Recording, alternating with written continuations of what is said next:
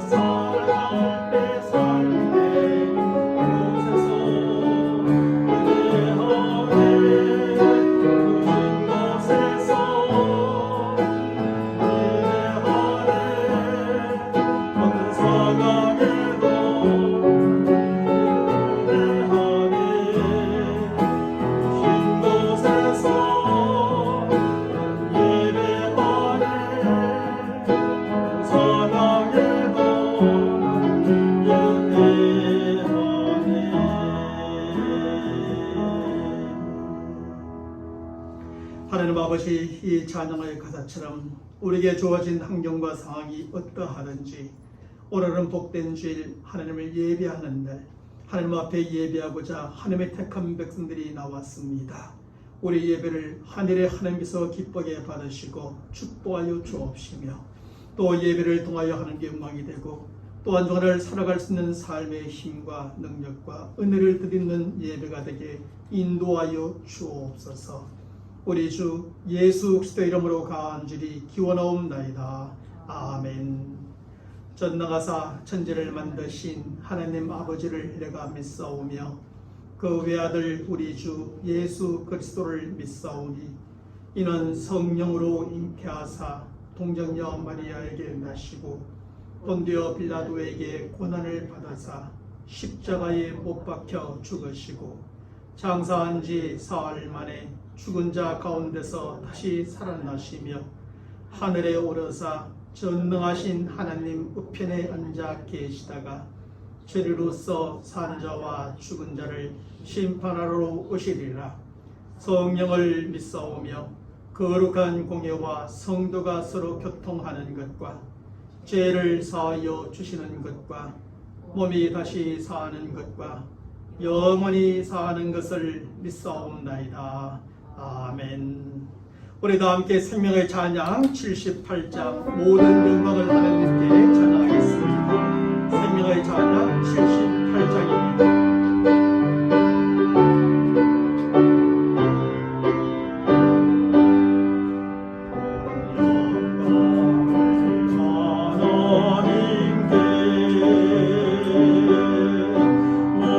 영광을 다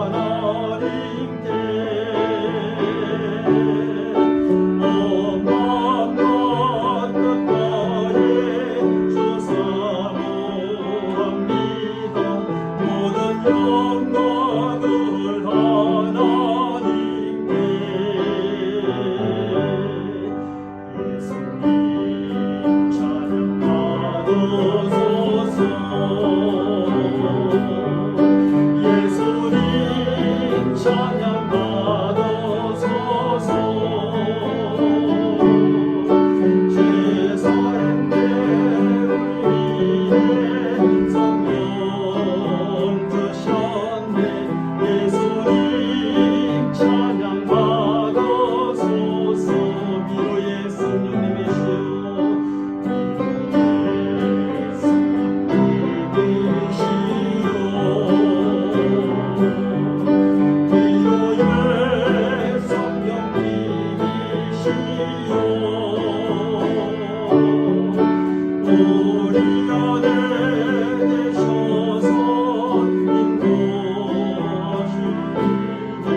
위로의 성령님이시여 우리에게 소가의 찬송가 235장 부르시면서 준비하시는 음도 함께 해드리겠습니다.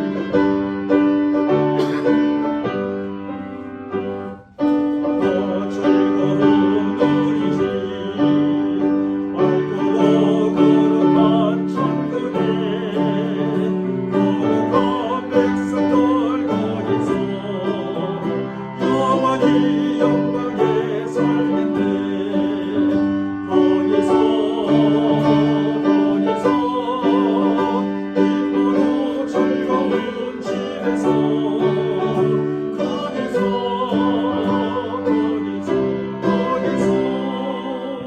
영원히 영광에 살겠네.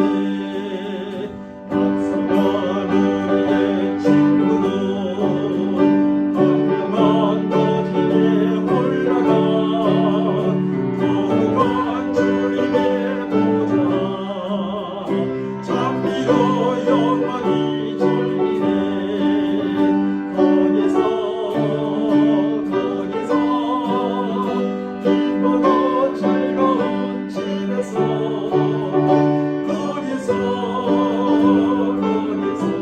거기서 영원히 행복해 살겠네.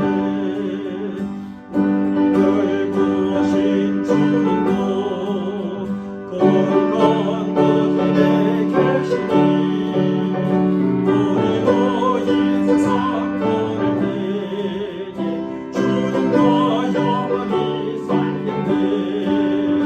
거기서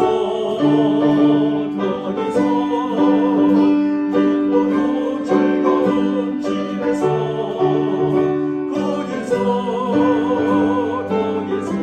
거기서 주님과 영원히 살겠네.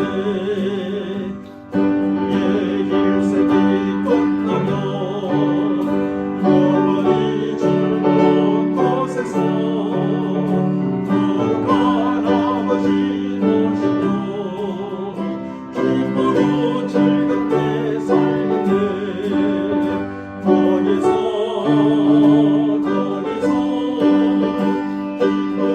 즐거운 집에서 거기서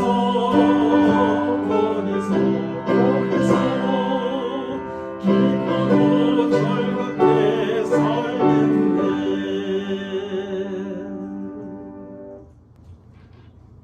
오늘 하나님의 말씀은 창세기 2장 18절로 25절까지 말씀이 되겠습니다.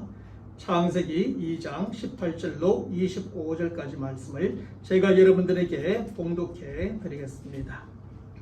여호와 하나님이 이르시되 사람이 혼자 사는 것이 좋지 아니하니 내가 그를 위하여 돕는 배필을 지으리라 하시니라.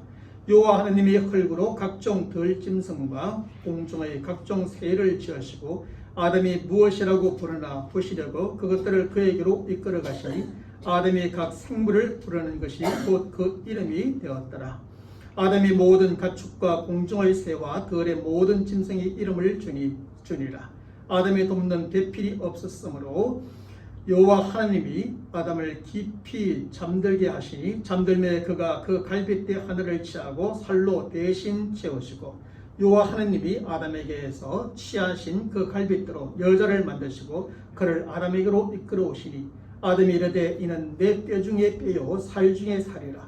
이것을 남자에게서 취하였은즉 여자라 부리라 하니라. 이러므로 남자가 부모를 떠나 그의 아내와 합하여 둘이 한 몸을 이룰지로다. 아담과 그의 아내 두 사람이 벌거벗었으나 부끄러워하지 아니하니라. 아멘. 사랑하는 성도 여러분, 미국 캘리포니아에는 레드우드라고 하는 큰 참나무가 있다고 합니다. 그 참나무는 나이가 무려 2000년, 3000년쯤 되고 높이는 100m가 넘으며 둘레도 8m에서 9m나 되는 엄청나게 큰 나무입니다. 그런데 이렇게 큰 나무가 그 어떤 비바람에도 결코 넘어지지 않고 이렇게 수천 년씩 견뎌오고 있다는 것입니다. 그 학자들은 이 나무에 대하여 연구를 하기 시작했고, 연구를 하다가 나무의 밑을 파보았을 때 아주 중요한 사실을 깨닫게 되었습니다. 그것은 그 큰 나무가 뿌리를 깊이 박고 있을 뿐 아니라 그 뿌리가 다른 뿌리들의 뿌리와 서로 복잡하게 엉겨 있었더라는 것이지요. 그러니까 그 나무는 그 어떤 비바람에도 넘어지지 아니하고 수천 년이 지난 지금까지도 견디어 올 수 있다는 사실이었습니다. 그런데 우리의 삶이나 신앙생활도 이와 마찬가지입니다. 우리가 혼자서 살아가고 혼자서 신앙생활을 하면 참으로 편하고 자유로울 것만 같지만 결코 그렇지만은 않다는 것입니다. 우리가 혼자서 살아가며 혼자서 신앙생활을 할 때 많은 유혹과 시험이 찾아오고, 그래서 그 시험과 유혹에 쉽게 넘어지고 무너질 때가 많은 것이지요. 하지만 우리가 그 어떤 공동체라도 공동체에 소속되어 함께 살아가거나 함께 신앙생활을 할 때 우리는 유혹과 시험에 쉽게 넘어지지 아니하고 무너지지도 않는 것입니다. 왜냐하면 그 공동체와 공동체의 구성원들이 서로 격려하고 도와주고 있기 때문에 그 어떤 유혹과 시험에도 쉽게 넘어지지 않고 그것을 오히려 극복해낼 수 있게 되는 것입니다. 그래서 하나님께서는 사람을 창조하신 후에 제일 먼저 세우신 것이 바로 공동체였습니다. 사랑하는 성도 여러분, 세상에는 수많은 공동체들이 있지요. 각각의 공동체는 그것이 세워진 목적에 따라 서로 다른 특성과 함께 그 이름을 가지고 있습니다. 혈연을 중심으로 모여지어 세워진 공동체는 가정공동체 혹은 가족공동체라고 우리는 부르고 있습니다. 사회 구성원들이 모여 세워진 공동체는 사회공동체라고 부르지요. 같은 민족이나 나라에 속한 국민들이 모여 세워진 공동체를 우리는 국가공동체라고 부릅니다. 동일한 믿음을 가지고 같은 신앙을 고백하는 사람들이 모여 세워진 공동체는 신앙공동체 혹은 교회공동체라고 우리는 부르고 있는 것입니다. 그 외에도 여러 가지 공동체들이 세상에는 많이 있지만 그 중에서도 최초로 세워진 공동체는 바로 가정공동체입니다. 하나님께서는 남자와 여자를 창조하신 후에 결혼제도를 세우시고 저들이 결혼하는 제도를 통하여 가정을 이루게 하셨습니다. 그리고 그 결혼하는 테두리 안에서 자녀를 생산함으로 최초의 가정 공동체를 세우게 하셨던 것이지요. 그것이 바로 오늘 본문의 말씀에 나오고 있는 이 말씀의 내용입니다. 그런데 이렇게 최초로 세워진 가정 공동체는 다른 모든 공동체의 가장 기초가 되는 공동체입니다. 두 사람이 연합하여 세워진 가정 공동체, 그것이 첫 번째 공동체이며 이후에 만들어지게 될 수많은 공동체의 기초가 되어집니다. 그러므로 가정이 부패하고 무너지면 사회도 국가도 교회도 함께 부패하게 되고 무너지게 되는 것입니다. 하지만 가정이 건강하고 튼튼하면 사회도 국가도 교회도 건강하고 튼튼하게 세워져 가는 것입니다. 기초가 무너지면 다 무너지지만 기초가 잘 세워지면 다른 것들도 잘 세워지게 된다는 뜻입니다. 사랑하는 성도 여러분, 하나님께서 세워주신 가정이 모든 공동체의 기초인 것처럼 가정 공동체를 세워가는 원리는 다른 모든 공동체를 세워가는 또 다른 원리가 되어집니다. 그럼 우리는 공동체를 세워가는 원리를 통해서 다른 모든 공동체, 가정 공동체를 세워가는 원리를 통해서 다른 공동체를 세워가는 원리 또한 배울 수 있게 되는 것이죠. 그러면 가정 공동체를 세워가는 원리요, 다른 모든 공동체를 세워가는 원리가 무엇일까요?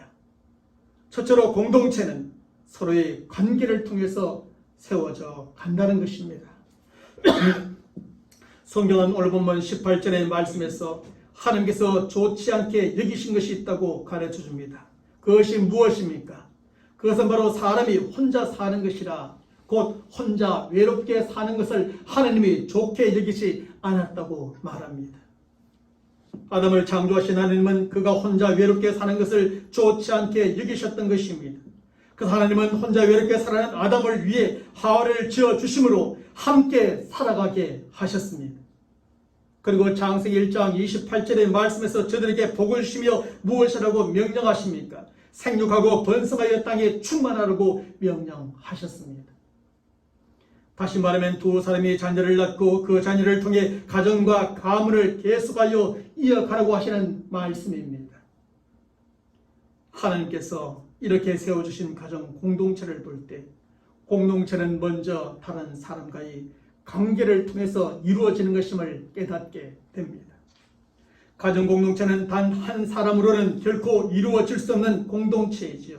남자가 있고 여자가 있는 것입니다. 남자가 남편이 되고 여자가 아내가 됨으로 이루어지는 공동체가 바로 가정 공동체입니다. 또한 남편과 아내가 자녀를 낳으면 부모가 되고 자녀는 엄마 아빠라고 부르는 부모가 생기게 되고 형제 자매가 생기게 됩니다. 이렇게 하여 가정 공동체는 남편과 아내, 부모와 자녀, 형제 자매의 관계 속에서 건강하고 튼튼하게 세워져 가고 그리고 계속하여 가문으로 이어져 가게 되는 것입니다.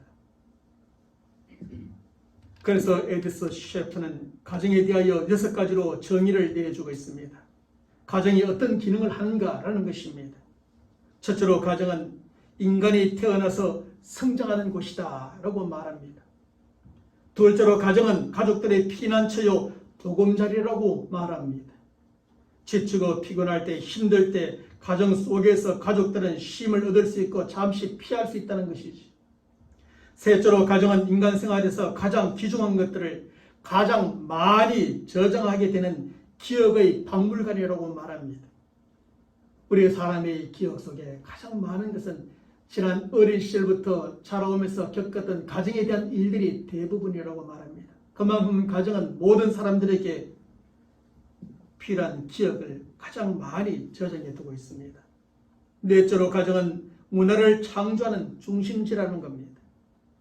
모든 문화의 시작은 가정에서부터 시작한다는 겁니다. 다섯째로 가정은 신앙의 출발지이며 완성지라는 것입니다. 많은 사람들이 가정에서부터 신앙을 갖게 되고 부모와의 관계 속에서 말입니다. 그리고 그곳에서 결국 완성을 하게 됩니다.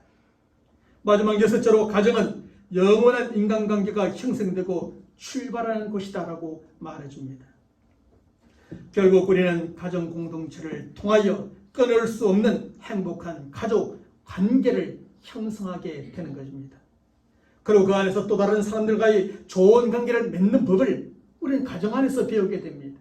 가정 안에서 다른 사람과 좋은 관계를 맺는 법을 배우지 못하는 사람들은 사회에 나왔을 때 많은 어려움을 겪게 됩니다. 오늘날 사회에 나와서 여러 가지로 문제와 함께 사건의 중심에 선 사람들을 보면 가정 안에서부터의 문제가 시작되었던 것을 깨닫게 됩니다. 사랑하는 여러분, 그런데 가정 공동체가 남편과 아내, 부모와 자녀, 형제 자매 간의 관계 속에서 세워가는 것처럼 교회 공동체로 바로 관계를 통해서 세워져 가게 됩니다. 위로는 하나님과의 관계 속에서 교회 공동체를 세워가고 옆으로는 다른 성도들과의 관계 속에서 교회 공동체를 함께 세워가는 것이죠. 그럼 우리가 든든하고 건강한 교회 공동체를 세워가기 위해서는 어떤 관계도 결코 소홀히 해서는 안 되는 것입니다. 어떤 성도들을 보면 위로 하나님과의 영적인 관계는 잘 맺어가는데 옆으로 다른 성도들과의 관계는 인간적 관계는 형편이 없는 경우들이 있습니다. 또 어떤 성도들을 보면 옆으로 다른 성도들과의 인간적 관계는 잘 맺어가는데 도대체 위로 하나님과의 영적인 관계는 정말 엉망인 분들이 있는 겁니다. 하지만 이것은 관계에 있어서 바람직하지 못한 것입니다. 우리는 위로 하나님과의 관계뿐 아니라 옆으로 다른 성도들과의 관계도 잘 맺어가는 성도들이 되어야 합니다. 사실 하나님과의 영적인 관계가 아무리 좋은 사람이라도 다른 성도들과의 인간적인 관계를 잘 맺어가지 못하면 즐거운 교회 생활을 할 수가 없습니다. 반대로 다른 성도들과 인간적인 관계가 아무리 좋은 사람일지라도 하나님과의 영적 관계를 잘 맺어가지 못하면 확신에 찬 신앙생활을 할 수가 없는 것이지요.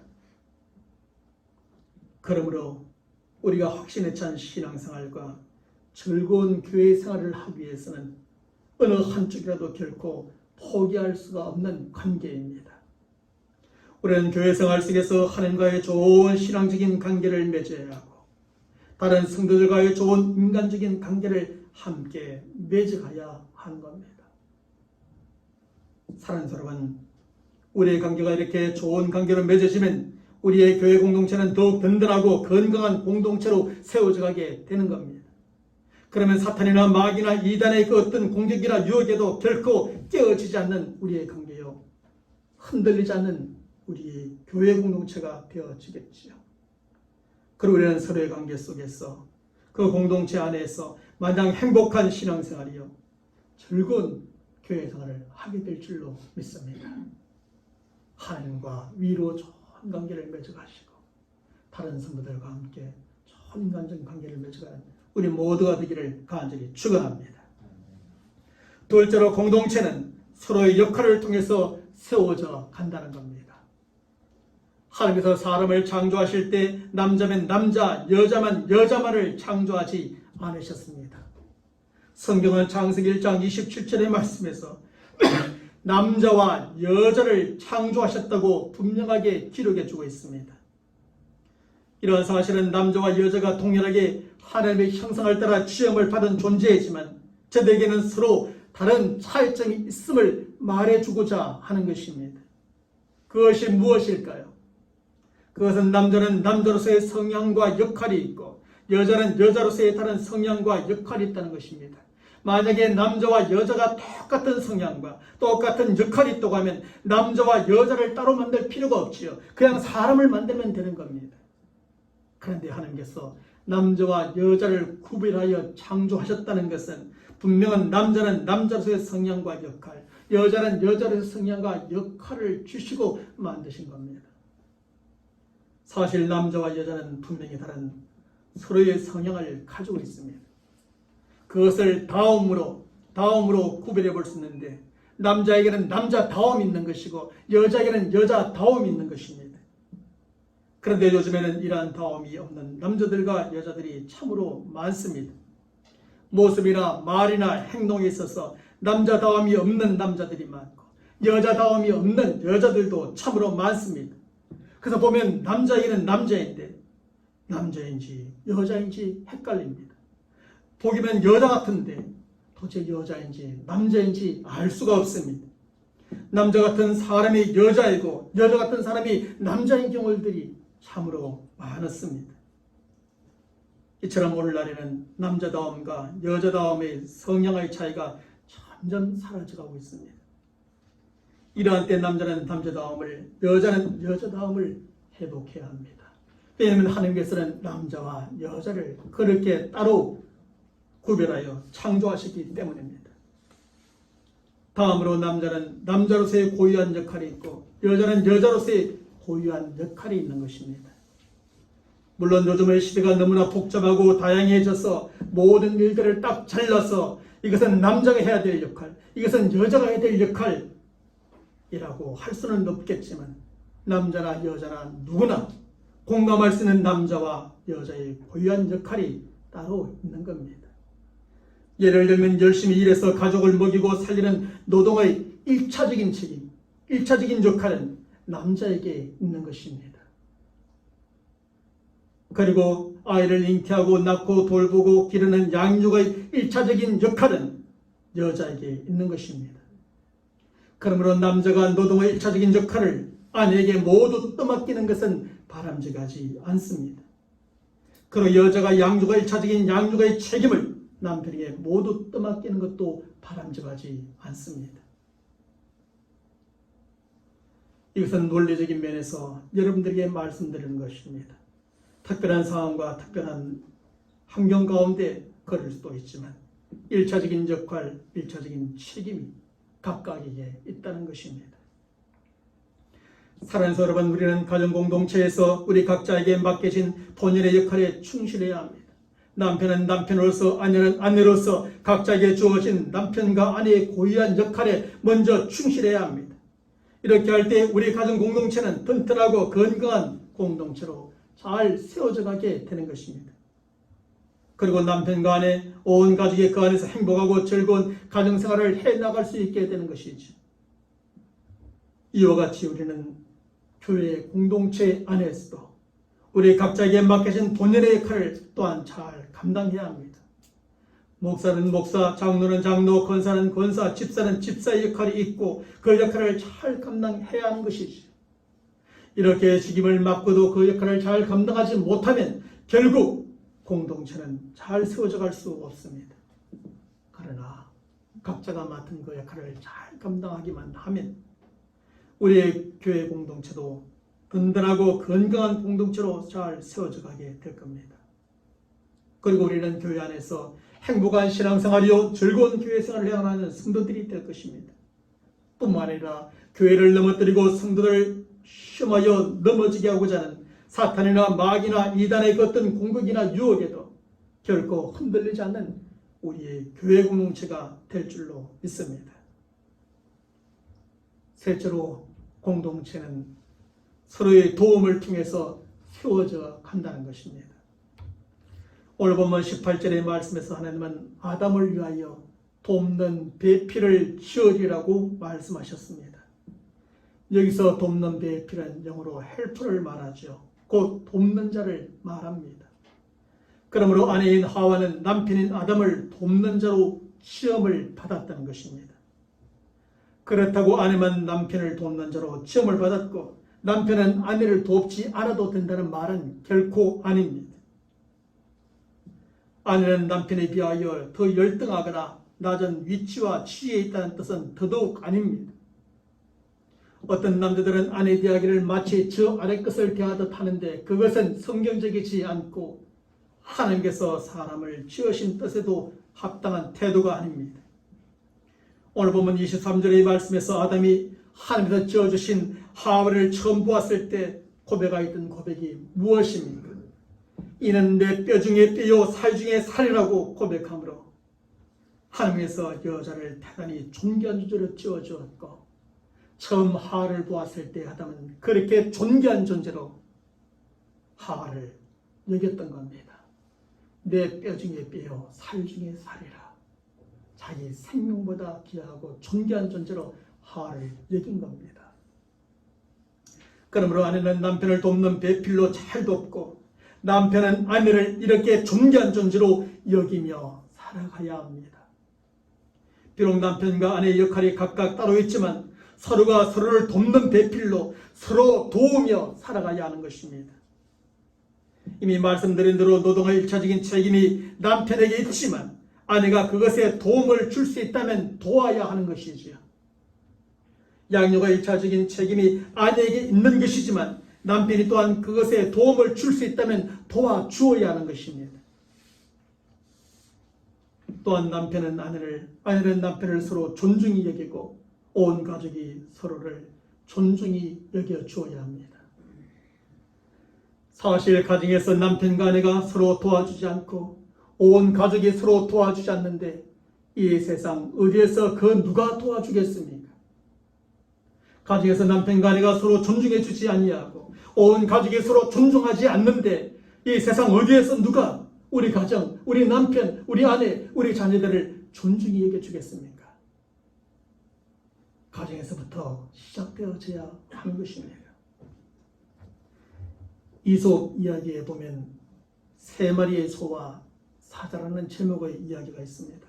어느 마을에 검은 소, 붉은 소, 얼룩소 세 마리가 함께 살고 있었습니다. 그리고 바로 옆 산에는 큰 사자 한 마리가 살고 있었고 그 사자는 그 소들을 잡아먹고 싶어서 매일같이 기회만 엿보고 있었습니다. 하지만 세 마리의 소는 언제나 함께 다녔고 사자가 등대들 때면 위협할 때면 셋이서 한꺼번에 대항하였기 때문에 사자가 소들을 쉽게 잡아먹을 수가 없었습니다. 그러던 어느 날 사자는 떼를 냈습니다. 풀밭에 얼룩소가 혼자 있을 때 그냥 잡아먹지 않고 사자는 가까이 다가가 은근한 목소리로 이렇게 말합니다. 붉은 소가 세 마리의 소 가운데 가장 힘이 센 것은 자기라면서 뽐내더라고 말입니다. 이 말을 들은 얼룩소는 기분이 몹시 나빴습니다. 지금까지 셋이 똑같이 힘을 합해 사자와 대항해 싸워왔고 그 무슨 일인지 함께 도우면서 살아왔는데 붉은 소가 모두 자기 힘으로 그렇게 된 것처럼 말했더니 불쾌하기가 짝이 없었던 겁니다. 사자는 얼룩소에게 이렇게 말을 해놓고 붉은 소와 검은 소가 있는 데로 가서 얼룩소의 말로 이렇게 전했습니다. 세 마리의 소 가운데서 얼룩소가 제일 기운이 세고 다른 짐승에게 치지 않는 것도 자기 때문이라고 말했다고 말입니다. 그러자 두 마리 소가 그게 참말이냐고 사자에게 대묻습니다. 두 마리의 소는 얼룩소의 말이 너무나 금방진 소리라 생각했고 그 중에 붉은 소는 화가 머리끝까지 나서 얼룩소에게 덤벼들었습니다. 얼룩소도 붉은 소가 제일이라고 했다는 사자의 말을 들었던 터라 있는 힘을 다해 붉은 소에게 덤벼들었습니다. 그 사이에서 검은 소가 말리고 또 말려보았지만 두 마리의 소는 뿔이 빠지고 죽도록 싸우고 또 싸웠습니다. 이후로 완전히 깨어진 저들의 관계, 세 마리의 소는 함께 다니지 않았고 결국은 사자에게 한 마리씩 모두 잡아먹히고 말았다는 이솝 이야기입니다.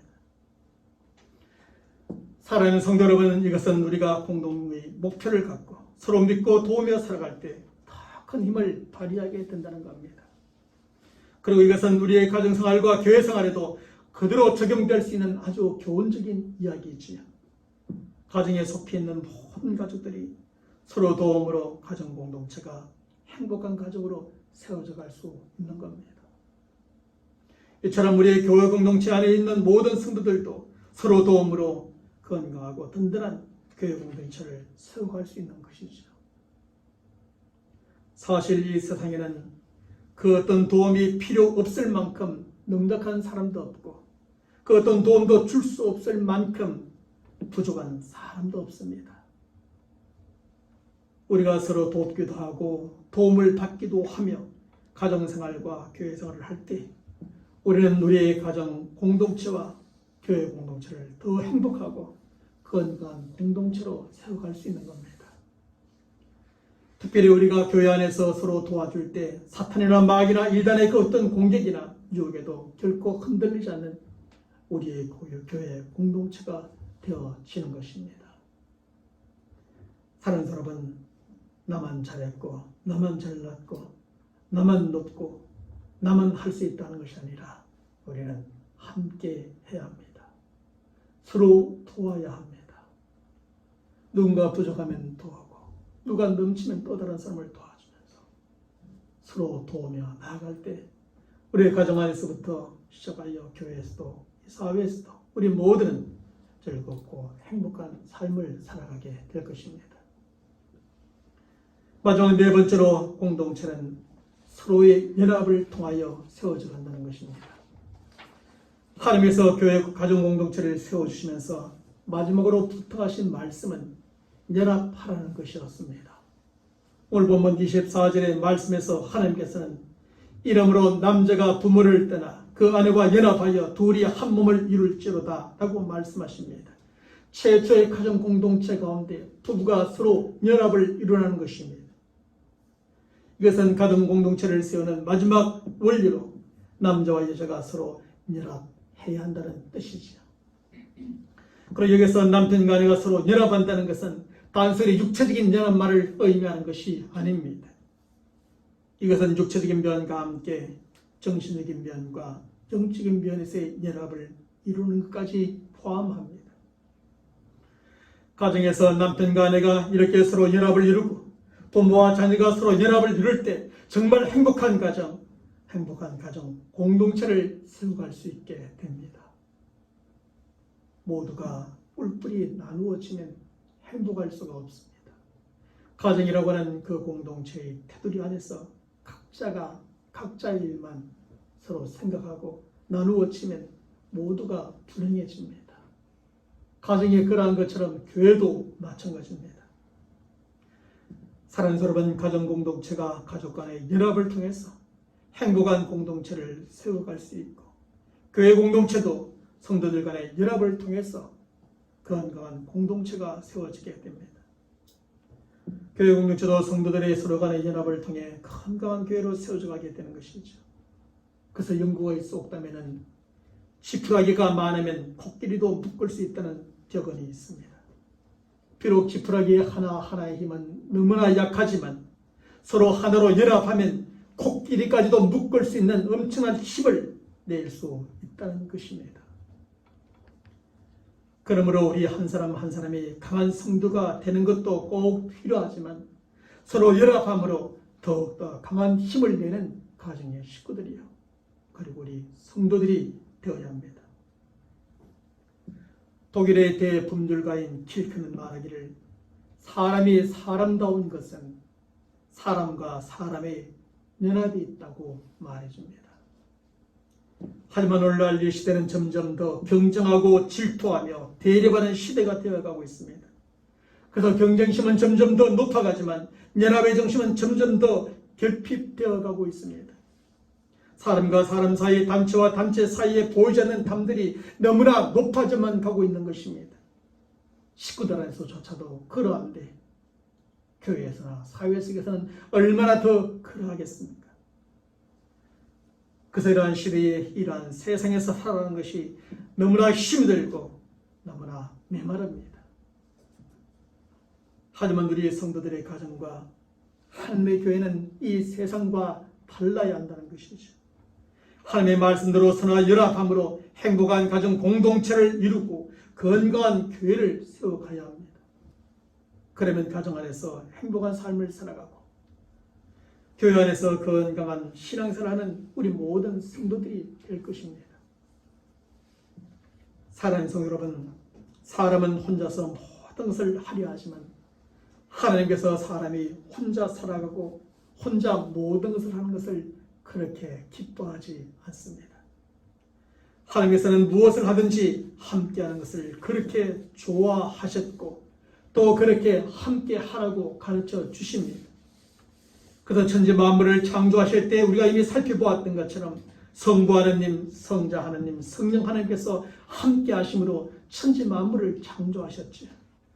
우리의 구원을 이루실 때도 성부 하나님, 성자 하나님, 성령 하나님께서 함께 하심으로 그 구원을 이루셨습니다. 또한 사람들 가운데서 어떤 일을 할 때도 하나님은 혼자 하지 않으시고 항상 사람들을 부르셔서 저들과 함께 하셨습니다. 하나님께서는 노아와 함께 하셨고 아브라함이나 요셉이나 모세와 여호수아와도 함께 하시며 모든 일들을 하셨습니다. 하나님의 능력이 부족해서일까요? 그렇지 않습니다. 하나님은 함께 하기를 원하시기 때문입니다. 바로 이런 점에서 하나님을 믿는 우리는 하나님께서 일하시는 방법으로서 함께 연합하고 연합해서 일하는 법을 배우고 연합해서 살아가는 성도들이 되어야 합니다. 영락교회 담임 목사님이셨던 고 한경진 목사님은 성도의 연합을 방해하지는 4가지의 요소가 있다고 지적해 주신 적이 있습니다. 첫째는 좁아진 안목이라는 겁니다. 전체를 보지 못하고 자기 자신만을 보고 멀리를 보지 못하고 자신 가까이만을 보는 좁아진 안목이 우리 성도들의 연합을 방해한다는 것이죠. 둘째는 좁아진 마음입니다. 넓은 마음으로 다른 사람들은 받아주고 품어주어야 하는데 도대체 다른 사람을 받아주지 못하고 품어주지 못하는 그 좁은 마음이 성도들의 연합을 방해한다는 겁니다. 셋째는 시기의 마음입니다. 사천이 땅을 사면 배가 아프다는 속담처럼 남이 잘하는 것, 남이 잘되는 것을 견디지 못하고 시기하는 마음이 성도들의 연합을 방해한다는 겁니다. 넷째는 교만한 마음입니다. 스스로 높아지려고 하는 마음, 혼자서만 인정받으려고 하는 그 교만한 마음이 우리 성도들의 연합을 방해한다는 말이죠. 한경재 목사님이 오랜 목회 생활 동안에 성도들의 연합을 방해하는 요소에 되어져 이 4가지로 정리해주고 있습니다. 사랑스러운 교회의 성도의 수가 적다고 연합이 잘 되고 성도의 수가 많다고 연합이 잘 안 되는 것도 아닙니다. 성도 한 사람 한 사람이 과연 어떤 안목과 어떤 마음의 자세를 가지고 신앙생활을 하고 교회 생활을 하느냐가 참으로 중요한 겁니다. 우리는 이제 넓은 안목과 넓은 마음을 갖고 칭찬의 마음과 겸손한 마음으로 신앙생활을 하고 교회 생활을 하는 성도들이 되시길 바랍니다. 이렇게 함으로 우리는 서로 연합하여 일을 잘함으로 건강한 교회를 세워가는 성도들이 되고 또 가정 안에서도 서로 연합하여 행복한 가정 공동체를 세워가는 성도들이 되길 바랍니다. 그리하여 사탄이나 마귀나 이단의 그 어떤 공격이나 유혹에도 결코 흔들리지 않고 무너지지 않는 우리 모든 믿음의 식구들이요 교인들이 되기를 바랍니다. 또한 우리는 교회 공동체 안에서 즐겁고 행복한 신앙생활 그리고 교회 생활하는 우리 모든 성도들이 되기를 주님의 이름으로 간절히 축원합니다. 기도하겠습니다.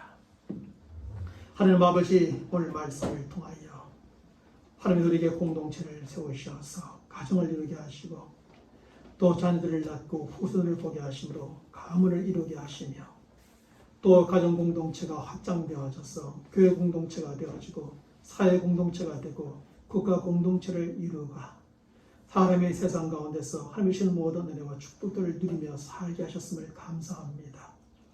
하나님은 동시에 이런 공동체를 세우시며 그것을 어떻게 세워가야 하는지 우리에게 가르쳐 주시니 오늘도 말씀을 통하여 우리 모든 믿음의 사람들이 가정에서부터 행복한 가정 공동체를 세워가고 이 말씀에 따라 살아감으로 하나님께서 기뻐하시는 든든하고 건강한 교회 공동체를 세워가는 우리 모두가 되게 하여 주옵소서. 그러하여 가정에서 행복한 삶을 살아가고 교회에서는 즐겁게 신앙생활하는 우리 모든 성도들 될 수 있도록 축복하여 주옵소서. 우리의 마음이 더 넓어지게 하시고 우리의 눈도 더 멀리 내다볼 수 있게 하시고 우리가 서로 칭찬하고 스스로 허리를 동여 겸손함으로 모두가 더 연합하고 서로 도와주고 서로 협력하고 또 서로의 역할을 잘 감당하는 그래야 하나님의 축복하여 주시는 우리 가정에서의 모든 행복과 교회에서의 즐거움이 넘치는 믿음의 사람이 되도록 도와주시옵소서. 우리 주 예수 그리스도의 이름으로 간절히 기도하옵나이다. 아멘. 우리가 함께 생명의 찬양 240절 하나님께서는 찬양하면서 축도하고 마치겠습니다. 생명의 찬양 240장 함께 찬양합니다.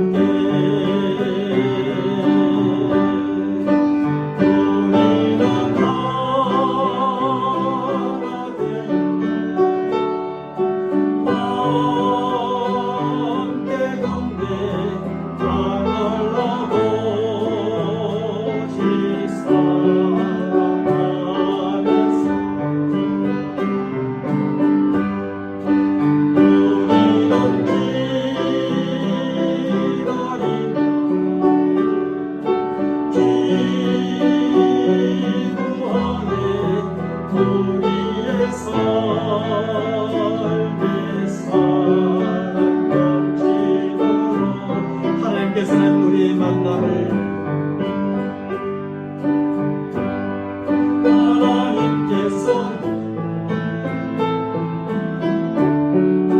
우리의 만남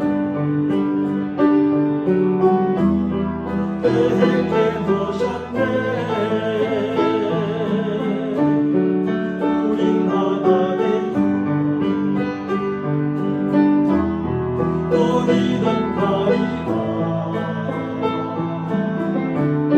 주의 사랑도 무엇이든 나리라 당신과 함께 우리는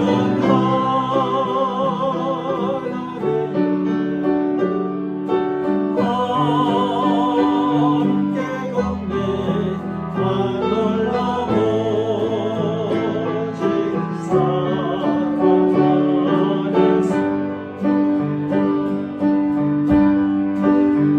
우리는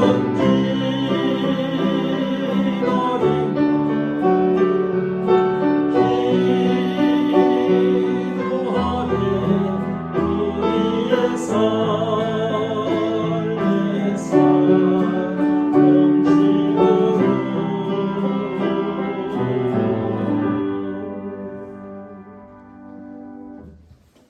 지금은 우리 주 예수 그리스도의 은혜와 하나님 아버지의 무한하신 사랑하심과 성령님의 교통하심과 역사하심과 충만하심이 오늘 주께서 주신 말씀을 따라 그 말씀에 순종함으로 말미암아 행복한 가정을 세워가고 건강한 교회를 세워가며 그 안에서 행복을 누리고 또 즐거운 신앙생활하기로 다짐하는 모든 믿음의 사람들 머리 위에 저들의 간절한 기도의 제목과 가정과 행하는 모든 일들 가운데 지금부터 영원토록 함께 있을지어다. 아멘.